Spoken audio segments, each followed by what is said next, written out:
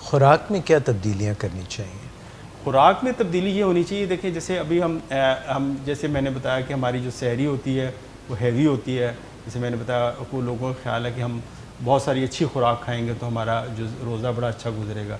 तो लेकिन ये देखिए जब रमज़ान इंशाल्लाह ख़त्म हो जाएगा, अल्लाह ताला इसकी बरकतें के साथ अपना ख़त्म होगा, इख्तिताम पज़ीर होगा, तो हमें बराबर फ़ौरी तौर पे अपनी नॉर्मल रूटीन पे चले जाना चाहिए। यानी नाश्ता हमारा आपका 7 और 8 के दरमियान चले जाना चाहिए, वही जैसे आप नाश्ता करते हैं।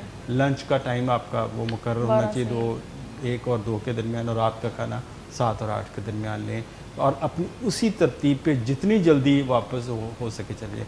लेकिन अब बड़ी बदकिस्मती है, अब बड़ी अनफॉर्चुनेटली लोग इसको फॉलो नहीं कर रहे होते। लोग उसी सिस्टम पे, उसी पैटर्न पे चल रहे होते हैं। वो हैवी ईटिंग, ओवर ईटिंग, और वो तली हुई चीज़ें, वो मुरगन ग़ज़ाएँ सारी उसी तरह चल रही होती हैं।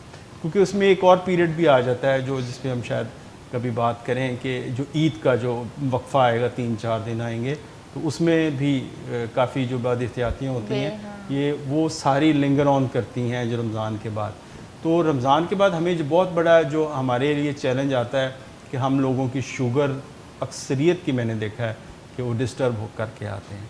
और मेरा ख़्याल है कि ये बड़ी हमारे पार्ट पे एक नाकामी है कि हम मरीज़ों को शायद वो कन्वे नहीं कर सकते कि इसकी जो ट्रू स्पिरिट क्या है, और हमें इस तरह किस तरह अपने, हालांकि रमज़ान एक ऐसा मौका है, ऐसा महीना है जिसके ज़रिए हम अपनी शुगर को बहुत बेहतर कंट्रोल कर सकते हैं।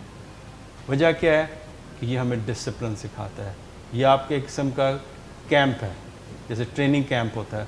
ट्रेनिंग कैंप क्या होता है कि आपको सुबह उठा दिया जाता है, फिर आपको वो खाना है उसी टाइम पे होते हैं, फिर आपके पूरा दिन आपको एक ख़ास टास्क दिया जाता है कि आपने ये काम नहीं करना है, तो उसके बाद आपका ख़त्म होता है, फिर आपको फिर सुबह फिर उठा दिया जाता है। तो एक कैंप की तरह होता है। तो उसके बाद लेकिन जो हमने जो ट्रेनिंग कैंप में मिली होती है, तो हम जो मगरिब की अज़ान होती है तो उसके साथ वो सारी हम हवा कर देते हैं।